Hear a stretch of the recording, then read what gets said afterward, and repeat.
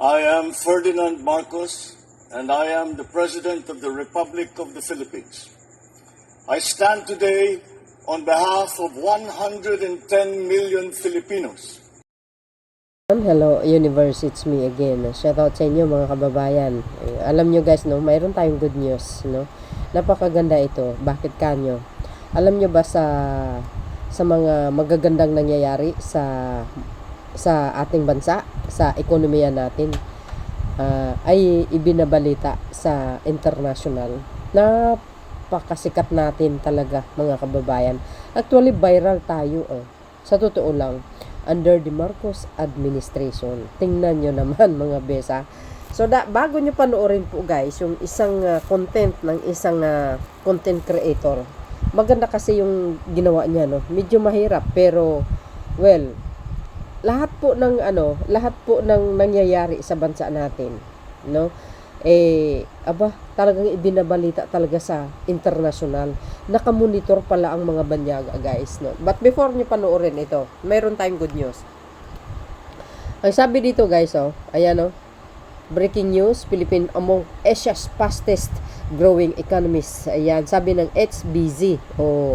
Diba? So dahil dito mga bes, alam ba ninyo na nagbabiral tayo sa international? Kaya naman mga kababayan, hindi na tayo nagtaka kung maraming foreign investor ang nag-i-invest dito under the Marcos administration. Sabi ko nga, 'di ba?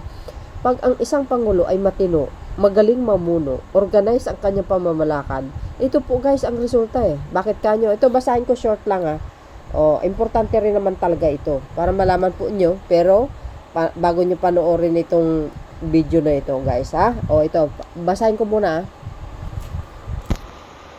2 days ago ito guys medyo huli tayo, i-research nyo na lang yung ito sabi dito guys tingnan nyo tingnan nyo kung gaano ka ganda yung ekonomiya ng bansa ngayon sa panahon ni Pangulong Marcos Jr. Taliwas doon sa mga sinasabi ng mga DDS na walang progreso daw.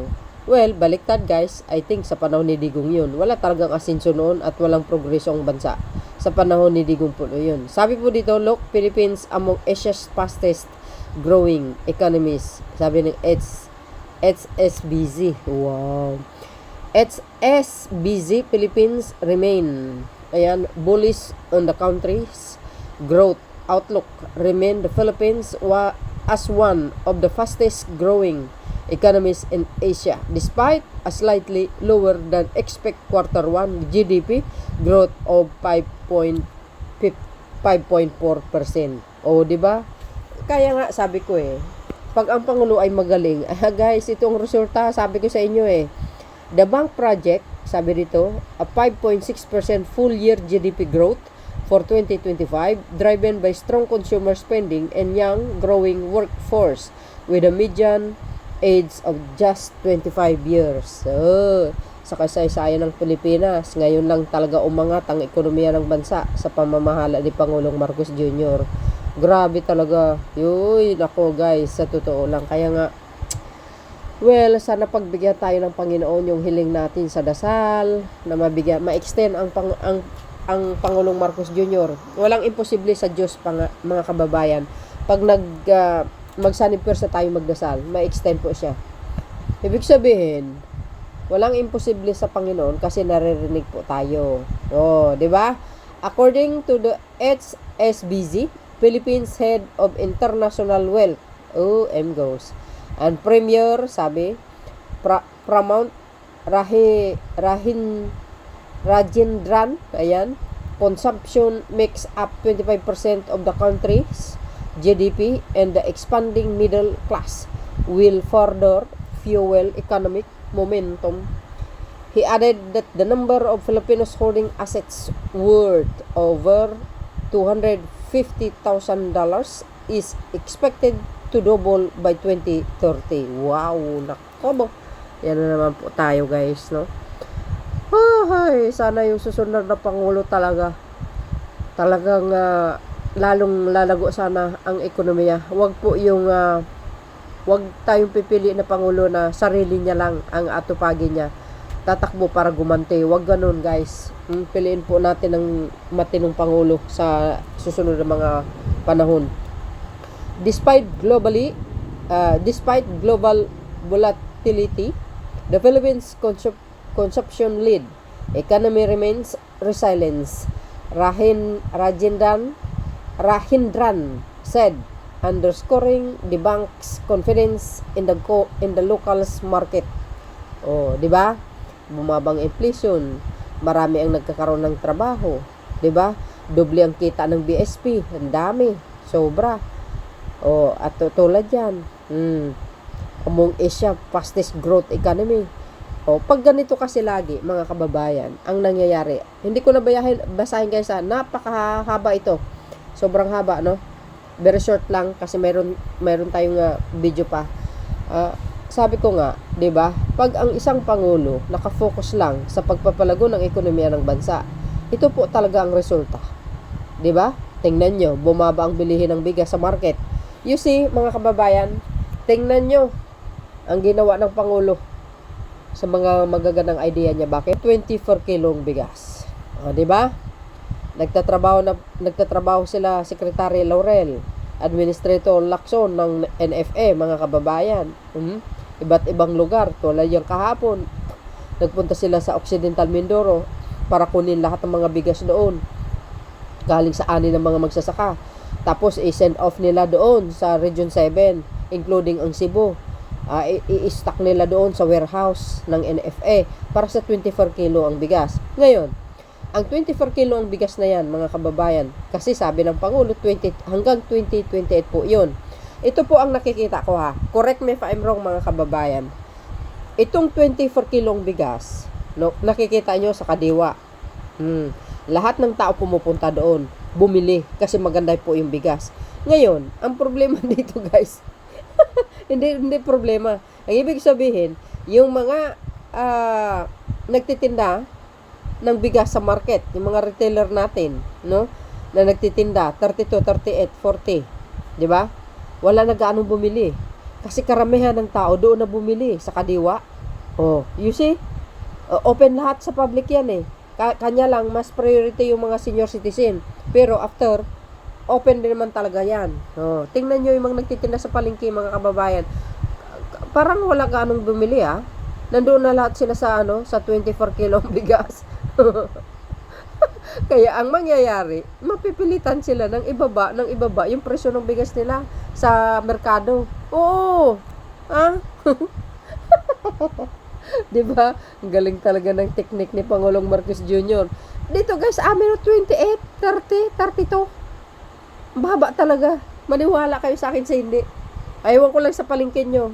Nakikita ko sa ibang palengke na nagpo-post guys, bumaba, mga kababayan. Kaya maganda itong mga yung idea ni Pangulong Marcos Jr. Hanggang 2028 itong 24 kilong bigas. Kaya ang mga tao doon na bumibili. Ngayon, wala nang bumibili sa palengke. Dahil wala nang bumili sa palengke, mapipilitan sila na ibaba yung kilo ng bigas nila. Ay guys, correct me if I'm wrong. So dahil dyan, congratulations sa atin, sa ating mamamayang Pilipino, higit sa lahat ang ating driver. Walang iba kundi ang Pangulong Marcos Jr. So dahil dyan guys, panoorin nyo ito. Napakaganda itong content niya. International guys, viral po tayo. Binalita po ang paglago ng ekonomiya ng bansa. Lahat guys, lahat talaga. So before that, don't forget to like guys, ha. Ito na. Sa pagsalubong ninyo, hindi ako nagkamali sa pagpili. Record closing highs so far for the Dow. Blasting through a ceiling. In a record-setting In other business news, the Philippines became Southeast Asia's fastest growing economy last year. The United States approves the sale of $5.58 billion in F-16 fighter jets to the Philippines. Hey there, welcome back to our channel. Today we're diving into this wild shift happening in Asia right now.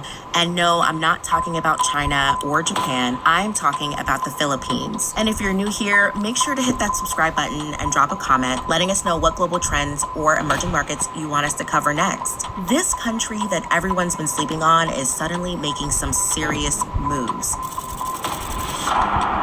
In other business news, the Philippines became Southeast Asia's fastest growing economy last year. They went from being this struggling island nation that people barely talked about He wants to get her kid's school, but he got no money. It only eats around 13 to 16% of the gross sales. But now, 20% na talaga. When I started volunteering, I remember there was one woman who had 18 children. When those 18 children became adults, we introduced them to contraceptives, and now they have fewer children. to becoming this quiet force that's getting everyone's attention. Before we dive deeper, let me just give you a quick Philippines 101. We're talking about an archipelago with over 7,000 islands and about 100 million people. And it's been through a lot. Spanish colonization, American rule, Japanese occupation during World War II, and then the whole Marcos dictatorship thing. So yeah, they've had their fair share of challenges, but that's what makes their current trajectory so impressive.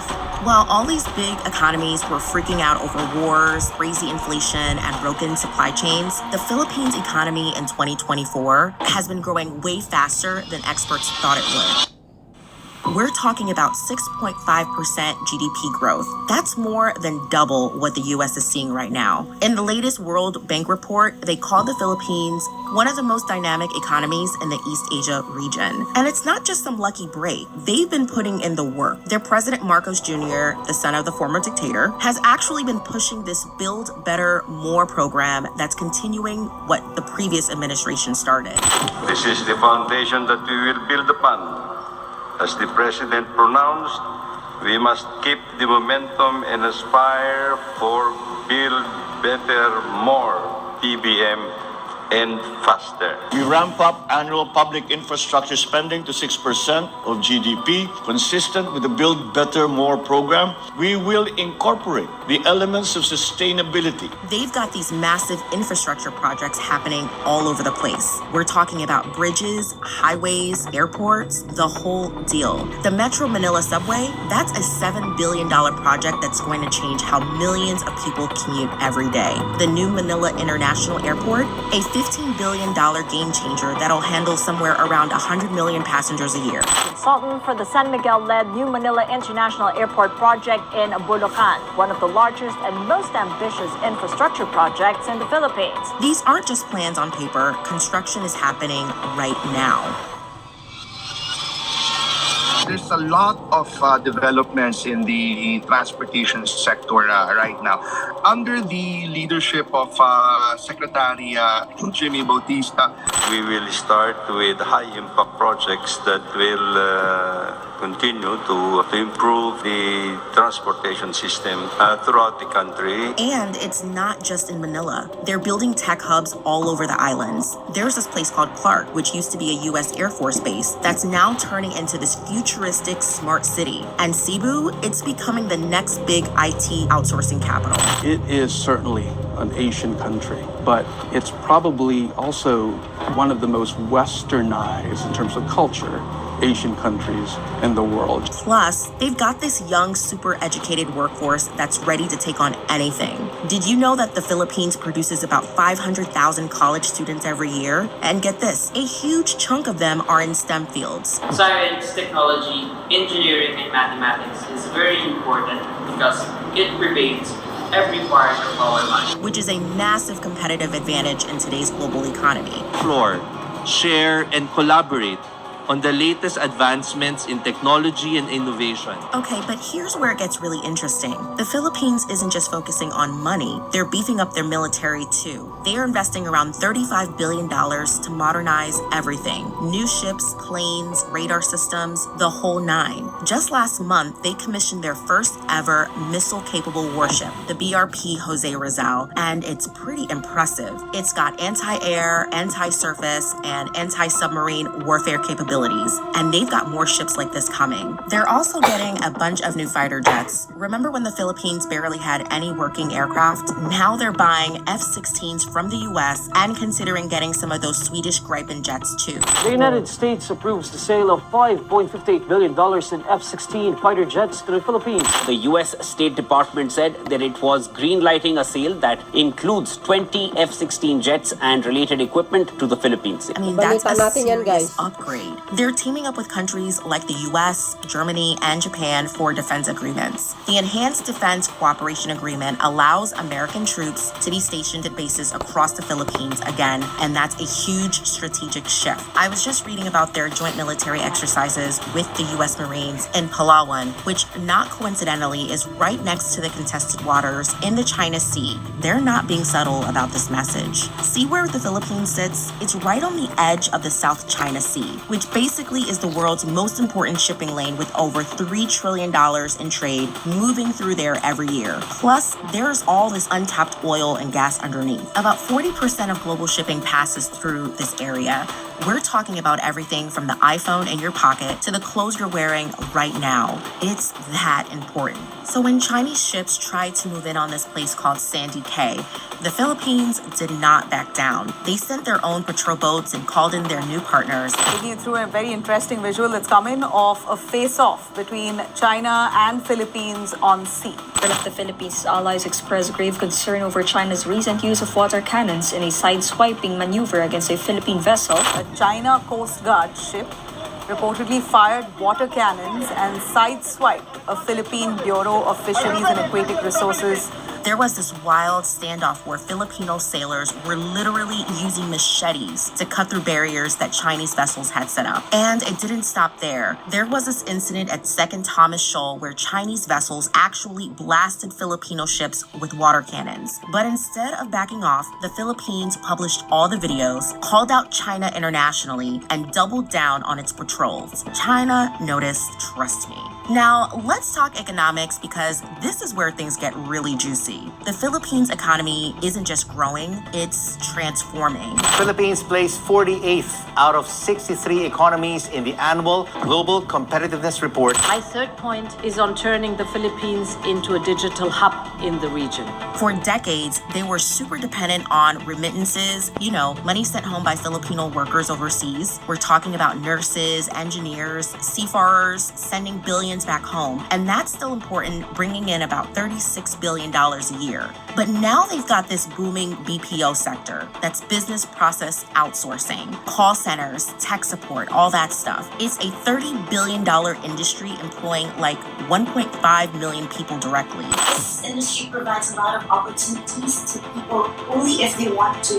This industry has taught me about a lot of things that I was not able to learn outside of books. Companies like Accenture, IBM, and JP Morgan Chase have massive operations there. And tourism is making this crazy comeback after the pandemic. 13% of the total employment comes from tourism. Have you seen pictures of places like Boracay? Absolute paradise. Tourism brought in over 5 million visitors last year, and they're on track to hit 7.7 million this year. Now hold on to your seats because this is absolutely massive news that's been flying under the radar. The Philippines just made what might be the biggest economic discovery in its history. Back in October 2023, the Department of Energy and Australian company Ratio Petroleum announced they found a huge oil and gas deposit off the coast of Palawan. We're talking about an estimated 3.2 billion barrels of oil and 2.16 trillion cubic feet of natural gas. Pinagahanda na ng Pangulong Rodrigo Duterte ang mga opisyal ng Alegria, Cebu na planuhin na maayos ang mga lugar. These numbers might not mean much to you, but let me put it into perspective. That's enough to power the entire Philippines for over 60 years. The Cagla oil field, which is part of this discovery, is expected to start production in 2025. A yield of 6 billion barrels of oil is expected from the Cagla oil field once the production begins. And the crazy thing? This is just one of several promising sites they're exploring. The Sampaguita gas field in Reed Bank could hold another 4.6 trillion cubic feet of gas. Those aren't small numbers. They're nation-changing numbers. This discovery puts the Philippines in a totally different league. Suddenly, they're not just an emerging economy. They could become a legitimate energy exporter. The timing couldn't be better either, with global energy markets still in flux after the Russia-Ukraine war. In March 2024, President Marcos Jr. signed Executive Order Number 51, which streamlines the permitting process for petroleum exploration. This is a clear signal they're going all in on developing these resources.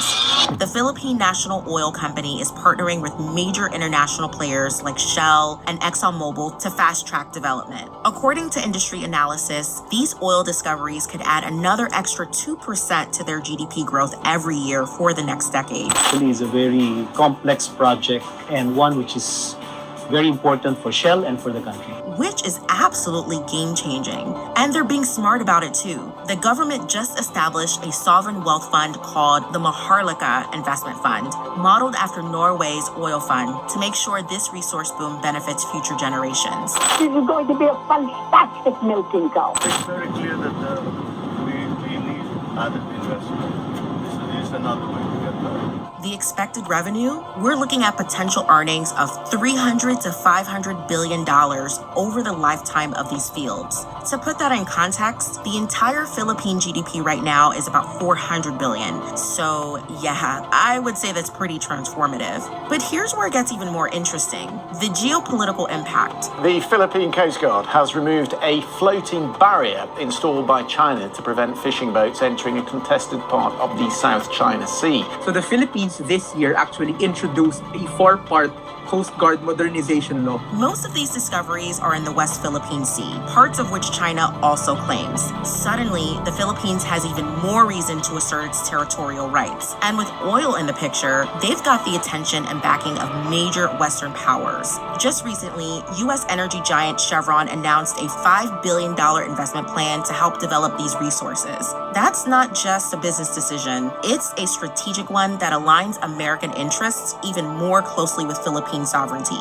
Even the stock market is responding. The Philippine Stock Exchange Energy Index jumped 22% since the announcements, with companies like PXP Energy and Felix Petroleum seeing their stock prices double in just 6 months. And it's not just about the money. This discovery is creating thousands of high-paying jobs. The government estimates the oil and gas sector could employ up to 50,000 Filipinos directly and another 200,000 indirectly once all these projects are running. We're talking about engineers, geologists, riggers, technicians, good jobs that build a strong middle class. What's especially smart is how they're planning to use this energy windfall. Unlike some countries that just export their oil and gas, the Philippines is developing processing facilities to create value-added products. They're building a $15 billion petrochemical complex in Batangas that will turn their natural gas into plastics, fertilizers, and other industrial products. That's how you maximize economic benefits. Oh, and did you know that the Philippines is sitting on a gold mine of rare and earth elements? The same stuff we need for electric cars, smartphones, and all of our fancy tech. In a world where everyone's fighting over these materials,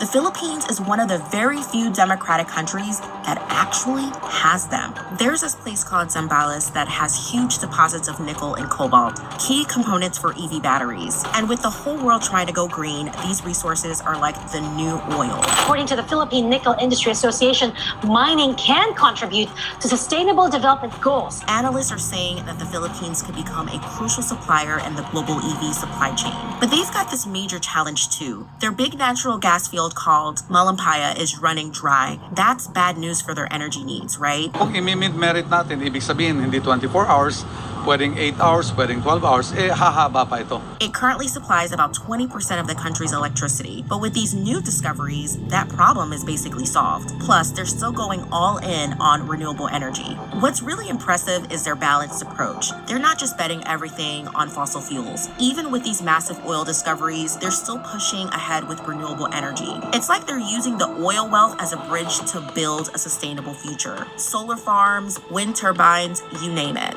There's this massive solar project in Nueva Ecija that's going to be the largest in Southeast Asia when it's done, and they've got all these offshore wind projects lined up too. By leveraging our abundant solar resources, Terra Solar Project will help stabilize our power supply, reduce energy costs. According to the latest investment reports, foreign money is pouring into these projects. Companies from Norway, Japan, and Singapore are all jumping in. The Philippines is targeting 35% renewable energy by 2030. The Terra Solar Project will help stabilize our power supply, reduce energy costs, and contribute significantly to our target of 35% renewable energy share. And they might actually hit it. What really makes the Philippines special, though, is its people. Over half the population is under 30. That's a ton of young, digital native talent who grew up connected to the world. The digital economy there is exploding. E-commerce platforms like Lazada and Shopee are massive. Mobile wallets like GCash are used by literally millions of people every day. In fact, digital payments grew by like 5,000% during the pandemic, and that trend isn't slowing down.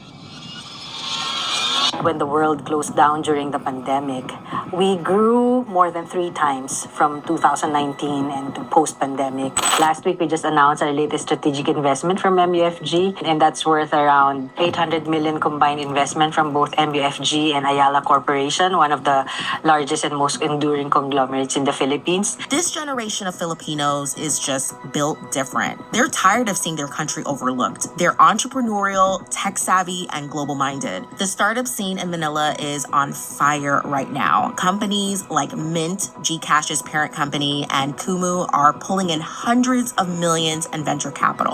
It was really good money. I have to carry up this burden. Look, I'm not saying it's all smooth sailing. They've got their corruption problems too. Their government can move super slow sometimes, and climate change hits them hard with typhoons and flooding. Typhoon Gamy has already worsened rains in the Philippines, where at least 12 people have died. These are real challenges. Wealth inequality is still a huge issue. If you visit Manila, you'll see these ultra-luxury condos right next to some really struggling communities. And that's something they need to address if they want sustainable growth. And politics? Still pretty messy. The whole Marcos family coming back to power is controversial, to say the least. Sa pagsalubong ninyo, hindi ako nagkamali sa pagpili. Another Marcos would claim the presidency. More than 30 years ago, then, Ferdinand Marcos was branded a corrupt dictator. Now his son, Bongbong, is the front-runner in next week's election. But what's interesting is that they're actually maintaining a lot of the economic policies that were working before. Infrastructure is still playing catch-up too. The internet speeds are getting better, but still lag behind Singapore and Thailand. Power outages are still a thing in some regions. Average internet speeds in the country continue to improve in July. That's according to Speed Test Global Index. And traffic in Manila, legendary bad. We're talking hours just to get a few miles sometimes. Metro Manila is still the world's worst city to drive in. It has got out of control. Productivity of employees are impaired. You have staff coming in late. But here's the thing, every country faces challenges. What matters is how they respond to them. And the Philippines is showing a lot of resilience and adaptability right now. They're getting creative with solutions too. To fight corruption, they've digitized a ton of government services. To address traffic, they're not just building roads, but investing in mass transit. To deal with climate risk, they're implementing some of the most progressive disaster preparedness programs in the region. And you know what's really cool? The Philippines is also leveraging its diaspora. The millions of Filipinos living and working abroad. They're not just sources of remittances anymore, but potential investors, mentors, and bridges to global markets. There's a program called Balik Scientist that's literally bringing back Filipino experts from places like Silicon Valley to help develop the local tech ecosystem. That's some serious brain gain right there. Maganda nga yun, may pag-asa kahit walang patubig. Mayroon kang inaasahan na kahit kaunting bagay hamog-hamog lang matuloy-tuloy ang buhay niya. This recipient parent, it is very high yielding, early maturing, so good eating quality. And some breaking news to add to this story, the Philippines signed a massive new trade deal with Singapore that's going to pump another $2 billion into their tech sector. Philippines and Singapore partnership for a green and sustainable future reflects the shared goals of our two countries. And their stock market up 15% since January. These aren't just random stats. This is a country on the move. But every superpower had its moments. The window of time when it either took off or fell behind. And right now, for the Philippines, the window is wide open. Let's look at the patterns, shall we? Japan had its economic miracle in the 60s and 70s. South Korea boomed in the 80s and 90s. China exploded in the 2000s and 2010s. Who's next? All the signs point to Southeast Asia, and the Philippines is positioning itself to lead that charge. And the geopolitical political timing couldn't be better. With all this tension between the US and China, countries that can balance relationships with both are in a prime position. The Philippines is leveraging its historical ties with America while also maintaining economic engagement with China. That's some expert-level diplomacy. Strategic partnership between the Philippines and the US. The two countries have signed in an intelligence sharing agreement known as the General Security of Military Information Agreement, or GSOMIA. Here's a breaking update for you.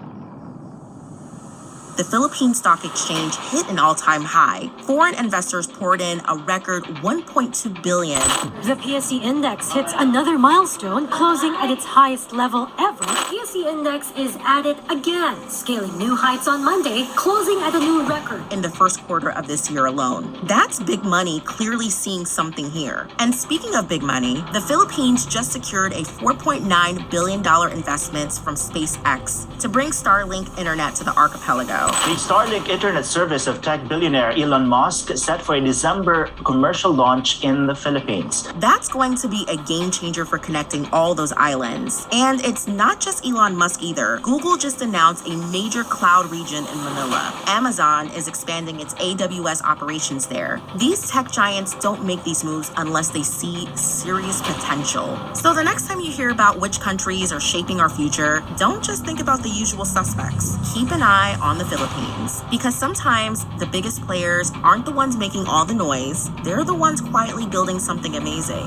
Drop a comment below with your thoughts. Do you think the Philippines could become Asia's next superpower? Let us know. And speaking of moves, our channel is now your #1 source for global business news you won't hear anywhere else. So if you found this interesting, hit that like button and subscribe to Eco.Net. We're bringing you these global insights every week. So yun guys, napanood nyo? Ang ganda yung kanyang content, ano? Medyo matagal pero ay ano niya naman, na i-deliver niya ng maayos. Sabi ko sa inyo, paunti-unti.